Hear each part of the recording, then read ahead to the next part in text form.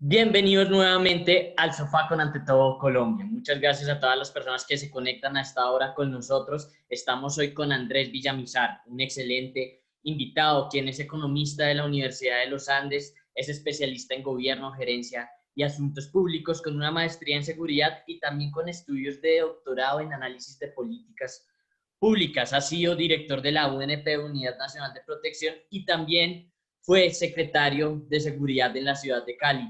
Andrés, un gusto tenerlo acá con nosotros en el Sofá Ante Todo Colombia.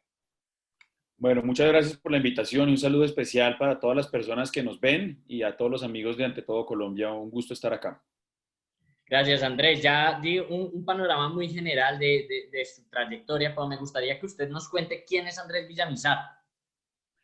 Bueno, yo soy una persona que lleva más o menos 20 años trabajando estos temas de seguridad, conflicto armado, trabajando muy de la mano con la policía, con el Ministerio de Defensa, con las fuerzas militares, con los organismos de seguridad y justicia del país, convencido de que la problemática de seguridad ha sido históricamente y sigue siendo lamentablemente una de las principales desafíos que tiene Colombia y que nos toca trabajar duro para lograr superar estos problemas estructurales de violencia, de criminalidad que aquejan a Colombia y que yo creo que se ha hecho un gran avance, pero todavía nos falta mucho. Entonces soy un convencido de que hay que trabajar por este tema con decisión, con convicción y pues contento de poder compartir algo de esta experiencia con ustedes hoy. Andrés, lo último que supimos de usted era que estaba de secretario de Seguridad en Cali en la última administración, pero ahora mismo, ¿a qué está dedicado? Bueno, yo regresé de Cali en el mes de marzo, después de estar allá casi 2 años con mi familia. Fue una experiencia extraordinaria desde el punto de vista profesional, pero también personal. Regresé completamente enamorado de Cali y convencido que es una ciudad con un potencial gigantesco, también obviamente con desafíos importantes en el tema de seguridad y en otros temas. Y coincidencialmente mi regreso a Bogotá pues se dio en el marco del comienzo de la pandemia. En ese momento, el doctor Luis Guillermo Plata, quien había sido designado por el presidente de la República como gerente para el manejo de la pandemia, me invita a ser parte de su equipo. Muy honrado y muy agradecido acepté esta invitación en un tema que yo no, digamos, no había trabajado anteriormente a profundidad, pero convencido de que había la oportunidad de también contribuir en algo para que Colombia enfrentara de la mejor manera posible ese desafío. Entonces, llevo 9 meses vinculado a la presidencia de la República en la gerencia COVID. También obviamente he seguido muy activo en los temas de seguridad, que son los que más me apasionan, haciendo asesorías, trabajando temas, dando algunas clases también a través de la Universidad de AFIT a la policía, en algunos cursos de formación que adelanta para la Policía Nacional, participando en algunos foros, en algunos espacios académicos y también en los medios de comunicación, porque como le decía anteriormente, creo que es un tema fundamental que toca trabajarle mucho y entre todos buscar soluciones para que Colombia avance más en este tema. Andrés, ¿y cómo le fue siendo secretario de Seguridad de Cali? Pues digamos que yo no quisiera ser yo mismo el juez de mi gestión, pero digamos basándome en lo que se pudo medir objetivamente de la gestión del equipo que tuve el orgullo de liderar, creo que los resultados son importantes. En primer lugar, pues logramos bajar la tasa de homicidio al nivel más bajo en 27 años, que era la principal tarea que me encomendó el alcalde, era disminuir la tasa de homicidio, que lamentablemente en Cali sigue siendo la más alta de Colombia, de todas las ciudades capitales y de las ciudades grandes de Colombia. Pero logramos, repito, bajarla a su nivel más bajo en 27 años. Logramos un aumento bien importante, digamos, en las capacidades de los organismos de seguridad y justicia de la ciudad, de la policía, de la fiscalía, de todo el aparato tecnológico asociado a las cámaras y a los centros de comando y control que la ciudad tiene. Logramos una mejora significativa en ese sentido. Y hay otros indicadores muy importantes que yo quisiera mencionar rápidamente también. Medidos a través del programa Cali Cómo Vamos, que al igual que en otras ciudades de Colombia, este programa de Ciudades Cómo Vamos mide elementos fundamentales de la política pública. En Cali logramos una reducción muy importante de la tasa de victimización, es decir, del porcentaje de caleños que fueron víctimas de un delito, y al mismo tiempo también una mejoría significativa de la percepción de seguridad en Cali, que era también un problema crítico y del cual creo que hoy podemos hablar un poco más adelante en la entrevista más en detalle. Entonces yo creo que miramos todos los indicadores, prácticamente todos los indicadores que le he mencionado tuvieron una significativa mejoría, y yo creo pues entonces que fue una gestión importante, no mía, sino del alcalde Armitage, de la Secretaría de Seguridad y Justicia, de la Policía Metropolitana de Cali, de todos los organismos de seguridad y justicia, de la administración municipal, que trabajamos en equipo para mejorar un poco esta situación, que repito, todavía le falta mucho por mejorar. Bueno, pues felicitaciones, Andrés, pero hablemos también de la seguridad en Bogotá. Creo que no hay una voz más adecuada para analizar lo que está pasando en Bogotá que la suya. Y quisiera preguntarle si usted cree que en los últimos años la seguridad en Bogotá ha mejorado, empeorado o se ha mantenido igual durante un largo tiempo. Pues si vemos en el mediano y largo plazo, en un horizonte largo, significativamente ha mejorado, eso es indudable. En primer lugar, la tasa de homicidio en Bogotá lleva muchos años bajando, en diferentes administraciones y especialmente en la última de Enrique Peñalosa, la tasa de homicidio bajó de manera muy significativa. Bogotá se está acercando poco a poco, pero lo ha ido logrando a llegar a una tasa de homicidio de un dígito, o sea, bajar de 10 por cada 100.000 habitantes. Sería la primera ciudad principal de las principales ciudades de Colombia en lograrlo. Está muy cerca de lograrlo, hay que seguir trabajando para eso. Hay otros indicadores que han venido mejorando, la capacidad institucional de la policía, de los organismos de seguridad y justicia en el cuatrienio de Peñalosa se fortaleció de manera muy significativa, el número de cámaras de vigilancia, la dotación de la Policía Metropolitana de Bogotá, de la Fiscalía en Bogotá también, todo eso se fortaleció. Ahora bien, hay un enorme desafío en Bogotá y que es tal vez lo que más le afecta a los ciudadanos, su vida cotidiana, su calidad de vida, que es el tema del hurto. El tema del hurto es un gran desafío que en Bogotá no ha podido ser resuelto del todo y que tampoco ha podido ser resuelto en las principales ciudades de Colombia, y también de eso podemos hablar un poco, analizar por qué esos delitos contra la propiedad siguen aumentando, al menos las denuncias siguen aumentando significativamente en Bogotá y en otras ciudades de Colombia, y los ciudadanos se sienten muy inseguros. Lo que también es cierto, y estamos viendo con mucha preocupación en este momento, es un deterioro gravísimo de la percepción de seguridad. Encuestas recientes muestran índices de casi el 90% de personas que se sienten inseguras en la ciudad. Y esto incide claramente y directamente no solo en la calidad de vida de los ciudadanos, sino también en las decisiones económicas que toman. Las personas que tienen temor de salir, que tienen temor de estar en la calle, pues obviamente alteran sus patrones de consumo, sus patrones digamos, de poder disfrutar los bienes y servicios de la ciudad, y eso va a afectar y está afectando negativamente el proceso necesario de recuperación de la economía en Bogotá y en otras ciudades de Colombia.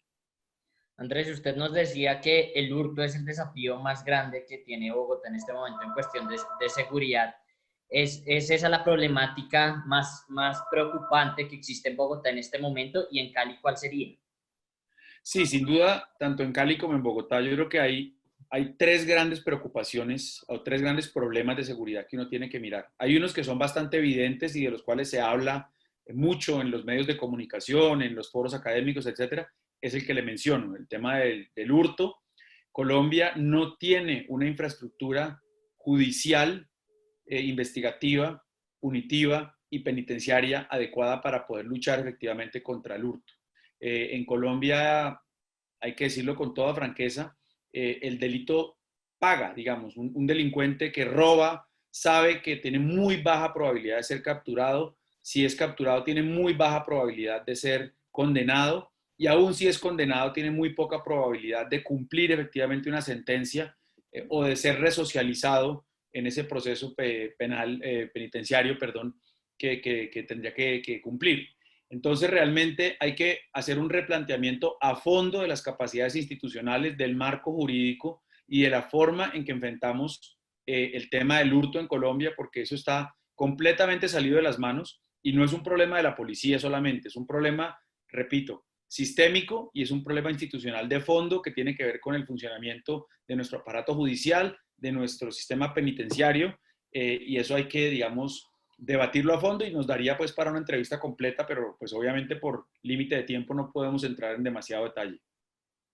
Perdón, ese es el primero. El segundo, que digamos es menos visible y no se discute tanto, que tiene que ver con la problemática de seguridad tanto de Bogotá como de Cali, es la consolidación de ciertos aparatos de crimen organizado. Digamos que eso pasa más por debajo del radar de la opinión pública, no es tan visible, pero tiene repercusiones muy importantes para la seguridad de estas dos ciudades. Sin duda alguna, la policía da golpes, se desarticulan algunas estructuras, se capturan algunas personas, pero da la impresión y la información que tenemos, a la que tenemos acceso, da cuenta de una consolidación de algunos aparatos de crimen organizado que no están siendo tocados, digamos que no están siendo afectados directamente por la actividad de la policía y de la fiscalía. Y hay que realmente entrar a mirar más en detalle cómo podemos comenzar a desarticular esas estructuras de crimen organizado, tanto en Bogotá como en Cali, que repito, eso también termina teniendo una grave incidencia sobre la seguridad de los habitantes de estas dos ciudades. Y en tercer lugar, yo quisiera mencionar un tema bien complejo, y es lo que podríamos llamar los delitos de puertas para adentro, los delitos que se cometen no en la vía pública, no son los hurtos, no son los homicidios generalmente que se cometen en vía pública, sino los delitos de puertas para adentro. Y estoy refiriéndome a la violencia intrafamiliar, la violencia contra los niños, la violencia contra las mujeres, el abuso sexual contra niños y contra mujeres.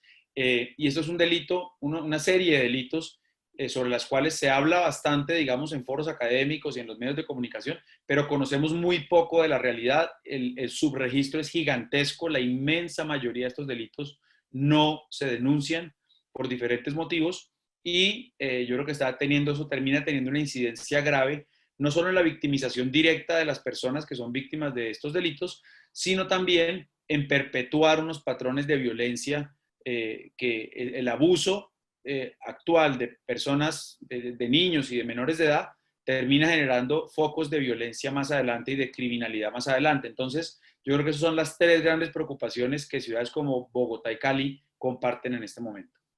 De acuerdo, Andrés. Andrés, usted también nos habló ahorita del deterioro de la percepción de seguridad que se está teniendo en el país. Quisiera saber desde su experiencia, ¿cuáles considera usted que deberían ser las estrategias que deberían ponerse sobre la mesa para aumentar la percepción de seguridad, tanto en Bogotá como en Cali? Miren, aquí pasa algo bien importante y bien interesante que yo quisiera destacar y me parece muy bueno que se toque este tema. En primer lugar, hay que reconocer que los factores que afectan la percepción van más allá de las estadísticas o de los resultados operacionales o de la evolución objetiva de los delitos. Hay una cantidad de factores subjetivos, de factores mediáticos que también afectan la percepción de seguridad y eso hay que reconocerlo. Primero. Segundo, yo creo que hay que también, sin miedo y sin ningún tipo de duda, los mandatarios locales, el gobierno nacional, la policía, tienen que entender y encarar el desafío de mejorar la percepción. En muchas ocasiones uno ve a algunos mandatarios o a la misma policía un poco dubitativa sobre si deben o no concentrarse en el tema de la percepción. Hay cierto pudor o en cierta forma, cierta vergüenza de dedicarse a los temas de percepción porque se dice como yo no debería estar concentrado en temas de percepción, sino en mejorar los indicadores objetivos bajo los cuales se mide el desempeño de los organismos de seguridad y justicia. Yo opino lo contrario, yo opino que la percepción es un factor fundamental de la seguridad, primero porque termina afectando, como lo mencioné directamente, la calidad de vida de los ciudadanos y segundo porque incluso termina afectando la misma seguridad, porque si los ciudadanos sienten temor, no salen a la calle, no consumen, no disfrutan la ciudad y además terminan entregando o relegando ciertos espacios de la ciudad a la propia delincuencia. Entonces yo creo que hay que trabajar de frente y directamente, sin pena, para mejorar los indicadores de percepción. Y lo otro, reconociendo que los factores que determinan la percepción de seguridad van más allá de las meras estadísticas, hay que entender que los gobiernos locales, el gobierno nacional, la policía, etcétera, tienen que tener una estrategia consciente definida para mejorar la percepción. No podemos creer y pretender que simplemente cuando un secretario de seguridad, un alcalde, un comandante de la policía sale a los medios de comunicación y dice, no, ves que mire que los porcentajes de hurto y de algunos delitos van a la baja, entonces ciudadanos siéntanse seguros. Eso no es así, no funciona así. y hay que tener una estrategia consciente, una estrategia de comunicación estratégica para mejorar la percepción de seguridad y entender muy bien los factores que determinan esa percepción de seguridad para atenderlos directamente. Pongo el ejemplo de Bogotá. El secretario Hugo Acero y la alcaldesa Claudia López reiteran y repiten siempre en los medios de comunicación que casi todos los indicadores de seguridad están mejorando, con excepción del hurto de bicicletas, y que por ende los ciudadanos deberían sentirse seguros. Y va uno y mira las encuestas y más del 90% de los bogotanos se sienten inseguros.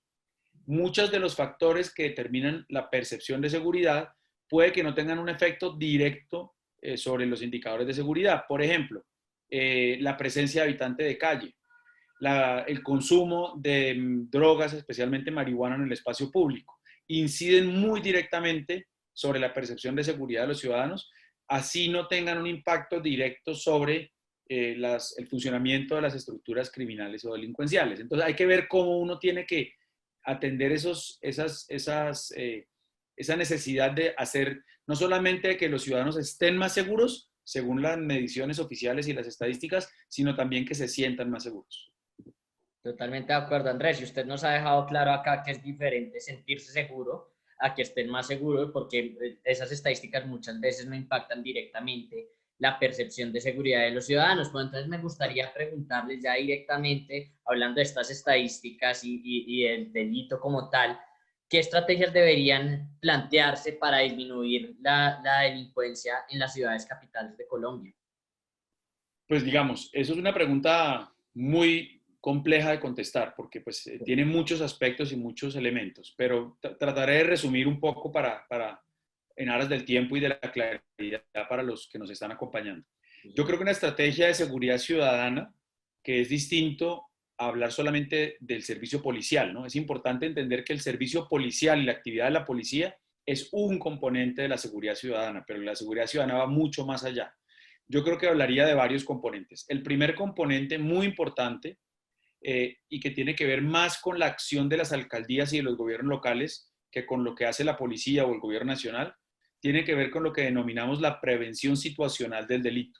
La prevención situacional del delito, también conocida comúnmente como la teoría de las ventanas rotas, indica que uno tiene que mejorar los entornos urbanos para generar ambientes menos proclives al crimen y la delincuencia. Y además esto tiene un impacto importante también en la percepción. Entonces es un gana-gana porque le podemos apuntar no solo a reducir los índices de delincuencia, sino también a mejorar la percepción de seguridad. ¿A qué me refiero con esto? Voy a dar algunos ejemplos. Primero, se requieren y se necesitan entornos mucho mejor iluminados. Las ciudades necesitan tener entornos bien iluminados, especialmente en la noche.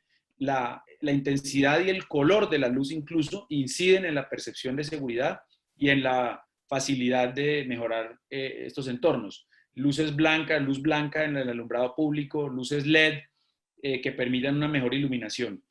Entornos limpios y organizados, donde no haya basuras, donde no haya escombros en la vía pública, donde haya un control y un uso adecuado del espacio público, mejoramiento del entorno urbano, intervenciones para mejorar toda la calidad del espacio público, son bien importantes. Igualmente, obviamente, atender adecuadamente la presencia de habitantes de calle, de personas en situación de calle, con servicios sociales, obviamente, no de manera represiva, también es muy importante, y obviamente controlar el consumo de drogas y de alcohol en la vía pública también es importante. Entonces, la combinación de lograr entornos más limpios, mejor iluminados, más organizados, sin duda alguna contribuye a reducir las tasas de delincuencia en estos espacios. Obviamente todo esto acompañado, en la medida de lo posible, con mayor presencia de la fuerza pública, con mejor patrullaje de la policía, etc. Ese es un elemento. Hay un segundo elemento fundamental que es diferente, pero que complementa a la prevención situacional del delito, y es una estrategia de prevención social de la violencia. Tenemos que entender que en los entornos urbanos la violencia está asociada fundamentalmente a población joven vulnerable, muchos de ellos que son partícipes o que están metidos en redes de delincuencia común, en algunos casos en pandillas, consumo de estupefacientes, y hay que trabajar directamente con los jóvenes para reducir, tratar de reducir el consumo de drogas, el consumo problemático de alcohol, darles a ellos una expectativa y un mejor proyecto de vida, repito, a través de los programas sociales de las respectivas alcaldías, pero esto tiene que estar enmarcado en una estrategia coherente y de buena focalización, de focalizarlo en los jóvenes problemáticos, digámoslo así, jóvenes que tienen un pie en la ilegalidad o de pronto ya están completamente metidos en una estructura delincuencial y tiene que el Estado, particularmente los gobiernos locales, trabajar muy directamente con estos jóvenes para prevenir que su vida termine de manera violenta o que terminen ellos mismos ocasionando hechos violentos. Entonces, la prevención social de la violencia es un elemento fundamental. Obviamente, tenemos también que seguir trabajando en el fortalecimiento de todo el aparato de seguridad y justicia de las ciudades. No solamente el equipamiento de la policía, sino también el fortalecimiento del aparato judicial. Y en eso las alcaldías y las secretarías de seguridad pueden hacer mucho también. Mejorar los protocolos de atención, de judicialización. En Cali, por ejemplo, nosotros contratamos, y esto lo han hecho varias ciudades, contratamos abogados penalistas pagados por la alcaldía para que acompañaran a las víctimas en el proceso de interponer sus denuncias y acompañaban a la policía en el proceso de judicialización para evitar cometer errores que desencadenaran con la puesta en libertad de un presunto delincuente. Entonces, trabajar de la mano las alcaldías no solo con la policía, sino con la fiscalía y con los organismos de seguridad y justicia de su respectiva jurisdicción para hacer más efectiva la judicialización y más efectiva el trabajo policial y de prevención del delito. Eso es un componente muy importante. Y el otro, que ya mencionamos también, el componente de percepción de seguridad y trabajar muy de la mano con la ciudadanía, con los medios de comunicación a través de las redes sociales para generar un mejor ambiente de percepción de seguridad en las ciudades. A todas las personas que están conectadas en este momento a través de las redes sociales de Ante Todo Colombia, les recordamos que estamos con Andrés Villamizar, experto en seguridad, analizando justamente la situación de seguridad de algunas ciudades del país como Bogotá y Cali. Andrés, muchos líderes también nos hablan de que hay que aumentar el pie de fuerza de la policía para aumentar la seguridad, pero la pregunta es, ¿cómo influye aumentar dicho pie de fuerza policial en la seguridad urbana? Miren, en un entorno como el colombiano, de las ciudades en Colombia, sin lugar a dudas, aumentar el pie de fuerza de la policía es necesario y sería positivo para la seguridad. Colombia tiene un déficit de policía grande, preocupante y que lejos de estar mejorando, está empeorando. Y está empeorando porque un número muy importante y muy significativo de policías se están retirando de la institución, habida cuenta de un fallo del Consejo de Estado que redujo el tiempo mínimo necesario para acceder a un sueldo de retiro de 25 a 20 años y cerca de 16,000 policías se han retirado de la institución. Entonces, y la capacidad de reemplazarlos, la capacidad de formar nuevos policías es muy limitada. Entonces, tenemos que pensar estrategias de choque para aumentar de manera importante el pie de fuerza. Pero hay otro componente importante que hay que analizar, que no es solamente la cantidad de policías, sino la calidad de los policías. Y muchas veces cuando incrementamos de manera rápida y de manera drástica el pie de fuerza, los protocolos de ingreso y la calidad de la formación sufren. Entonces también tenemos que tener mucho cuidado con la calidad de nuestros policías, los que ingresan y también ir mejorando paulatinamente la calidad de los policías que ya están. Hay que trabajarle seriamente, eso ya se ha hablado mucho, en mejorar los protocolos para reducir los posibles abusos cometidos en algunos casos por los policías, pero también para mejorar los protocolos, porque, digamos, en ocasiones vemos a policías que cometen abusos, pero en muchas ocasiones también vemos policías, digamos, que no son capaces de actuar con la contundencia suficiente para controlar a un ciudadano o a un grupo de ciudadanos que están alterando el orden público.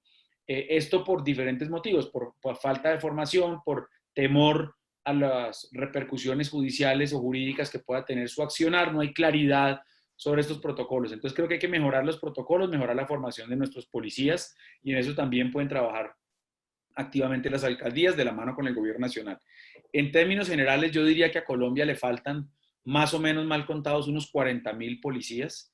Tendríamos que aumentar 40,000 hombres y mujeres el pie de fuerza de la policía para pasar de los cerca de 160.000 a por lo menos 200.000 policías a nivel nacional. Obviamente cada ciudad tiene su déficit. Bogotá necesita más policías, Cali necesita más policías, Cali debe estar rondando los 4.000 o 4.500 efectivos, necesita por lo menos 6 o 7.000. En Bogotá pasa algo similar, estamos por el orden de los 16.000, cuando necesitaríamos por lo menos unos 20 o 22.000 hombres y mujeres de la policía. Entonces, eso claramente se necesita. En el entretanto, también tenemos que ver cómo se optimiza el servicio policial, tenemos que ver cómo sacamos a algunos policías de las oficinas y los ponemos a trabajar en temas más operativos. También hay un tema fundamental que yo quisiera mencionar y es el tema de cómo en la medida que el pie de fuerza ha ido bajando, paradójicamente le hemos ido cargando más y más funciones a la policía. Entonces, ahora no solamente con el COVID, que ha sido aún peor, sino desde antes con el Código de Policía, tenemos unos policías, tenemos una Policía Nacional cuyo abanico de tareas y misiones va desde luchar y desarticular las estructuras criminales más poderosas como el ELN o el Clan del Golfo, hasta controlar el volumen de las fiestas de los barrios de las ciudades. Entonces, para no mencionar control del uso del suelo, vendedores ambulantes, etcétera. Hay una cantidad de tareas administrativas que pueden y deben desarrollar las alcaldías con personas civiles, repito, muchos temas asociados a la convivencia, tales como el control del ruido, el control del uso del suelo, etcétera. Y hay que promover una reforma del Código Nacional de Policía para que esas tareas se le quiten a la policía y se le pasen a funcionarios civiles y que la policía se dedique única y exclusivamente a la lucha contra el delito y la lucha contra las estructuras criminales y la lucha contra la violencia. Esa debe ser la tarea de la policía. Entonces tenemos que trabajar no solo para aumentar el número de policías, sino para bajarle la carga operativa y las tareas que tiene que desempeñar este cuerpo armado. De acuerdo, Andrés. Andrés, ¿usted cómo calificaría la labor de los alcaldes actuales de Cali y de Bogotá en materia de seguridad? Pues mira, a mí no me gusta tanto hablar de las personas y no me gusta señalar porque cada alcalde, cada situación es diferente y tiene sus desafíos. Los nuevos mandatarios obviamente han tenido un desafío gigantesco alrededor de la pandemia y uno entiende que el principal foco de atención este año 2020 ha sido hacia el COVID. Yo tengo respeto por el alcalde Ospina, por la alcaldesa Claudia López, tengo mucho respeto también por los secretarios de seguridad, por Hugo Acero en Bogotá, Carlos Rojas en Cali, que es mi sucesor. Entonces yo no quiero entrar a calificar porque no siento que sea mi lugar ni me siento en la posición de juzgar o calificar su gestión. Lo que sí quiero decir es que yo pienso que ahora en este año que comienza, ya estamos cerrando 2020 y ahora en el 2021, la seguridad va a volver a ser el principal protagonista de la preocupación ciudadana. Y entonces, más que un juicio de la gestión, yo lo que haría es una invitación tanto a Claudia López como a Jorge Iván Ospina a que se concentren mucho más en el tema de la seguridad este próximo año. En Cali hay que aumentar significativamente el presupuesto que el Consejo está discutiendo y ha aprobado es muy bajo para las necesidades. Se necesita casi que duplicar el presupuesto de seguridad en Cali. Y en Bogotá, yo creo que a la alcaldesa le va a tocar y a su secretario de seguridad, digamos, enfrentar una situación muy compleja de, así como hablamos de rebrotes del COVID, yo creo que se viene muy probablemente un rebrote de la actividad criminal y delincuencial el próximo año. Entonces yo creo que la invitación es a que los alcaldes de Bogotá y de Cali le presten aún mayor atención a la seguridad el próximo año de la que le han podido prestar este año 2020, obviamente, repito, debido a la situación del COVID-19. Así es, Andrés. Andrés, hay otro tema también y es la población venezolana. Hace unos días se generó una gran polémica por un ciudadano que mataron en Transmilenio por robarlo y los presuntos agresores eran justamente venezolanos. Y mi pregunta en este caso es si tiene la población venezolana verdadera incidencia en el aumento de los índices de criminalidad en Bogotá o si por el contrario simplemente es la percepción de los ciudadanos. Aquí voy a decir un par de cosas que seguramente a mucha gente no le van a gustar y seguramente va a ser impopular lo que voy a decir, pero yo tengo la obligación de hablar con sinceridad y decir las cosas como son. Claro que sí. Hay mucha investigación seria que se ha adelantado que demuestra claramente que no hay una incidencia en la inseguridad por parte de la migración venezolana. Es una falacia achacarle al problema migratorio, que es un problema social grave, muy grave, pero es una falacia achacarle el empeoramiento de los indicadores de seguridad a los venezolanos. Primer punto. Eso hay que decirlo claro y sin titubeos. Segundo, que si hay venezolanos involucrados en actividades delincuenciales, por supuesto que los hay, como hay colombianos involucrados en actividades delincuenciales en otros países, y como hay también otros ciudadanos de otras nacionalidades en Colombia involucrados en actividades delincuenciales. Ese no es el punto. Yo aquí quiero sí ser muy enfático y ser bastante crítico de algunos pronunciamientos de la alcaldesa Claudia López en este sentido. Sí. Y lamentablemente los medios de comunicación están jugando un rol negativo en este aspecto.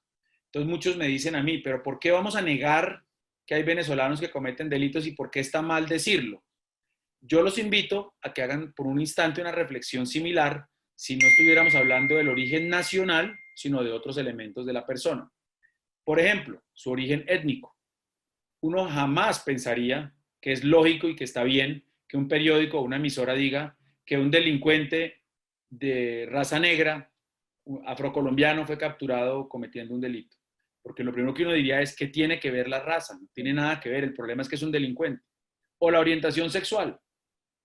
¿Qué tal que los periódicos titularan ciudadano homosexual o mujer lesbiana fue capturada cometiendo un delito? Eso es absolutamente irrelevante. Entonces, lo importante ahí es entender que lo que es relevante es que esa persona está cometiendo un delito. Y lo que es grave es que esté cometiendo un delito, independientemente de su raza, orientación sexual, origen nacional. Entonces, ¿qué pasa? Asimismo, digamos, hablemos al interior de un país.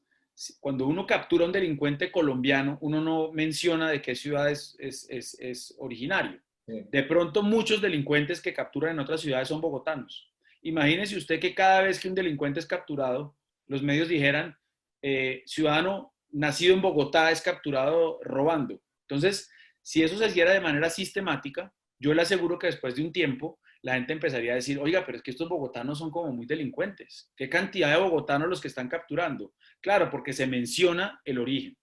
Entonces, con eso pasa, y como en muchas épocas hemos visto ese tipo de estigmatizaciones contra los colombianos en otros países, y ahora estamos cometiendo el mismo error del que fuimos víctimas nosotros mismos cuando fuimos a Venezuela, o vamos a Chile, o vamos a Argentina, o a Estados Unidos. En Estados Unidos, durante mucho tiempo, y quizás todavía, ser colombiano es sinónimo de ser narcotraficante. Entonces, a mí me parece muy delicado lo que está pasando, muy delicado porque se está generando, y esto ha tenido consecuencias graves. En Soacha, hace unos meses, o hace casi un año y medio, un ciudadano venezolano fue linchado y fue asesinado a golpes por una turba enardecida que lo acusaba de ser delincuente, de cometer un delito que además al parecer no había cometido, que fue un malentendido por una cadena de WhatsApp. Entonces, esto puede tener graves consecuencias y está teniendo graves consecuencias.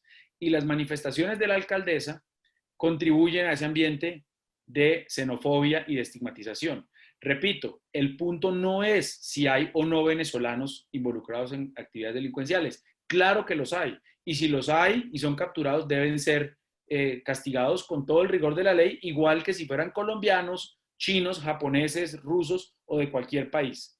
Pero el hecho de mencionar su país de origen estigmatiza y dificulta la ya muy difícil situación de los venezolanos en Colombia. Entonces, eso es lo primero. Lo segundo, ya si uno mira estadísticamente hablando, es clarísimo que el número de personas de origen venezolano capturadas en Colombia y en Bogotá en particular es inferior porcentualmente al total de venezolanos que viven en Bogotá. Es decir, para decirlo en términos estadísticos estrictos, es menos factible y menos probable que un venezolano cometa un delito en Bogotá a que un colombiano cometa un delito.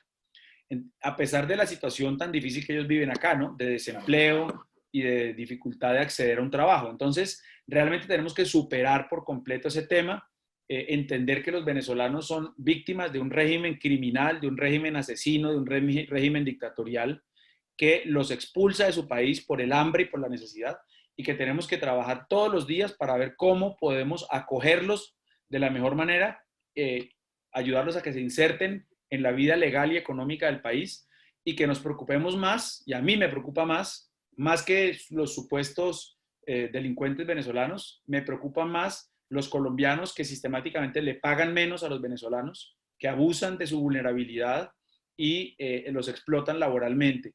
Y si algo caracteriza a los venezolanos en Colombia en este momento desproporcionadamente, no es su carácter de victimarios, sino de víctimas del delito y de víctimas de explotación laboral.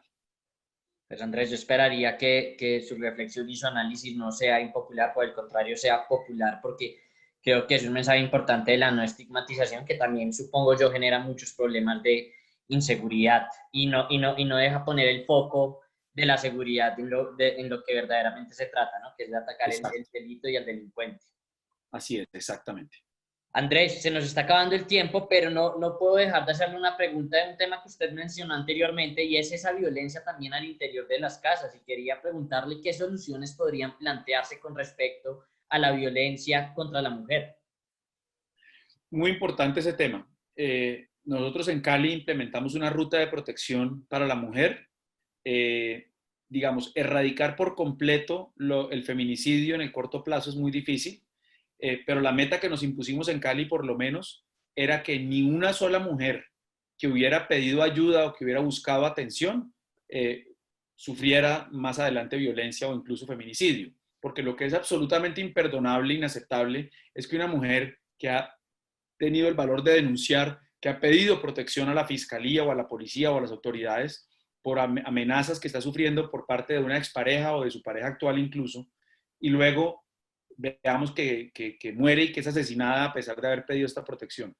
Gracias a esta estrategia logramos que en el año y medio que estuve yo en Cali al menos, ni una sola mujer que hubiera pedido protección fuera víctima de feminicidio. Bajamos los feminicidios en un 50%, de cerca de 30 anuales a cerca de 15, si la cifra, si no me falla la memoria. Lamentablemente este año estamos viendo un rebrote de los feminicidios en Cali, en el Valle del Cauca y en toda Colombia. Entonces, realmente esto requiere un enfoque diferencial. No es suficiente con las políticas generales de reducción de la violencia o de lucha contra el delito. Hay que tener un enfoque diferencial, un enfoque de género y tener rutas que funcionen, rutas no en el papel, sino en la realidad, que funcionen para la mujer que pide ayuda, que la mujer sepa que si pide ayuda no va a ser revictimizada y que realmente va a haber una atención adecuada. La inmensa mayoría de los agresores contra las mujeres son sus parejas o exparejas o personas que conocen.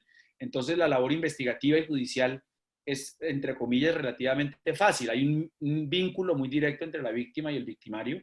Nosotros nos pusimos la tarea de que el 100% de los feminicidios en Cali fueran esclarecidos y así lo logramos gracias al buen trabajo de la Fiscalía y de la Policía.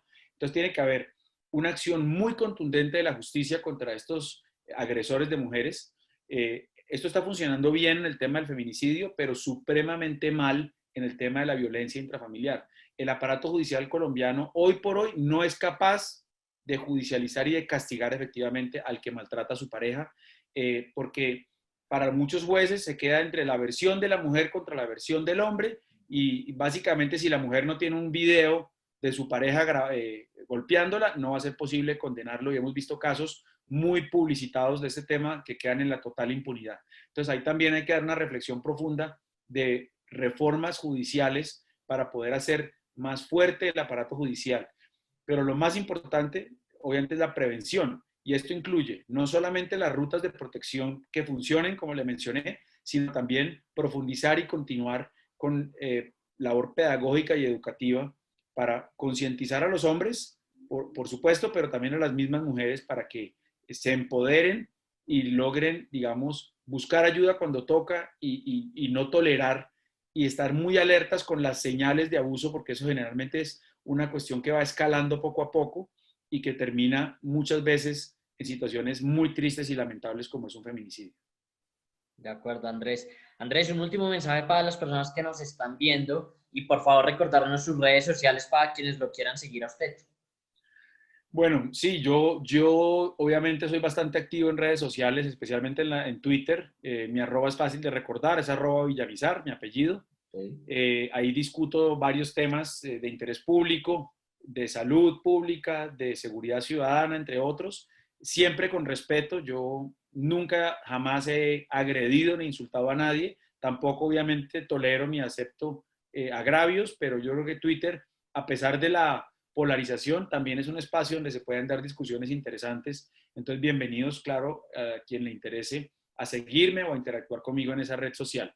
Y obviamente el mensaje es que estemos muy interesados en estos temas de seguridad. Es muy positivo para el país que la ciudadanía se informe mejor, participe, evite este tipo de discusiones que llevan a la estigmatización y a desviar del foco principal que debemos tener en la lucha contra la inseguridad, apoyar, apoyar al gobierno, apoyar a la policía, obviamente también exigirle mejores resultados, exigirle que mejoren sus protocolos de atención a la ciudadanía, es válido y es necesario. Y yo creo que trabajando articuladamente, gobiernos locales con el gobierno nacional, por supuesto, policía y ciudadanía, realmente podemos trabajar para seguir mejorando la seguridad en Bogotá, en Cali y en toda Colombia. Andrés, muchísimas gracias por acompañarnos hoy acá en el sofá ante todo Colombia. Bueno, muchas gracias por la invitación y espero poder acompañarlos en un futuro próximo. Claro que sí, a todas las personas que se conectaron hoy con nosotros les agradecemos inmensamente y esperamos que sigan conectados en próximos programas con los mejores expertos del país analizando los temas más importantes para los ciudadanos colombianos. Un abrazo para todos.